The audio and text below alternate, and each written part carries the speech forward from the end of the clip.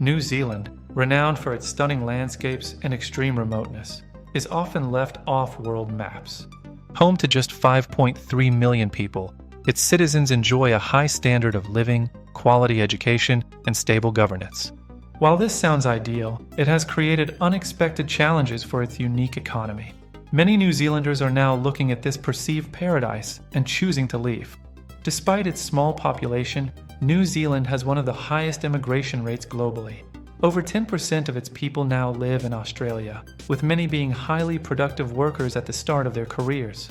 Population growth continues, but mainly because immigration fills the gaps left by departing skilled workers, creating new issues. At the same time, older, wealthier Australians are moving in, often as retirees. New Zealand's economic structure is shaped by its small size and remoteness. It's difficult to build globally competitive industries because production can often be done more cheaply and at a larger scale elsewhere. This challenge applies even to non-industrial sectors like financial services, which struggle against regional hubs like Singapore or Sydney. As a result, industries that thrive are those that must be there: tourism, domestic finance, local services, and agriculture. Agriculture is a standout. New Zealand is one of the most agriculturally productive nations, exporting high-value products globally, especially to Asia. However, this sector doesn't create many jobs, as modern farms are highly mechanized and don't need much labor. With limited large-scale industries, the country's economic weight has shifted heavily toward housing. Activities connected to property account for about half of all economic output. This creates two major problems. First, cost. New Zealand has some of the most unaffordable real estate in the world, despite its low population. The government attempted to cool the market, but the impact was limited, as foreign buyers were a small share and Australians, who were exempt, were the largest group. Prices have cooled somewhat thanks to tax changes, but housing remains much less affordable than in most countries. This explains why young New Zealanders might leave: high prices and limited opportunities. But more than half head to Australia, hardly known for cheap housing. The true driving force isn't cheaper homes, it's greater opportunity. New Zealand's economy mainly supports jobs connected to agriculture or real estate, leaving fewer chances for specialized careers. Larger Australian cities offer more diverse opportunities in specialized fields, research, healthcare, and technology.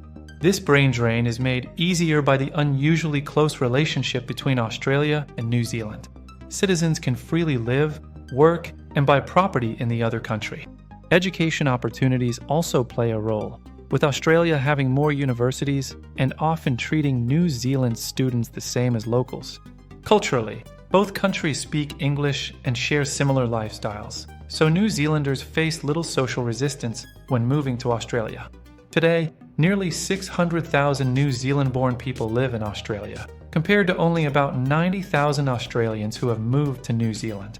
To compensate for the loss of young workers, New Zealand relies heavily on immigration, largely from Asia. But even many of these immigrants eventually move on to Australia after gaining residency and citizenship, using New Zealand as a stepping stone.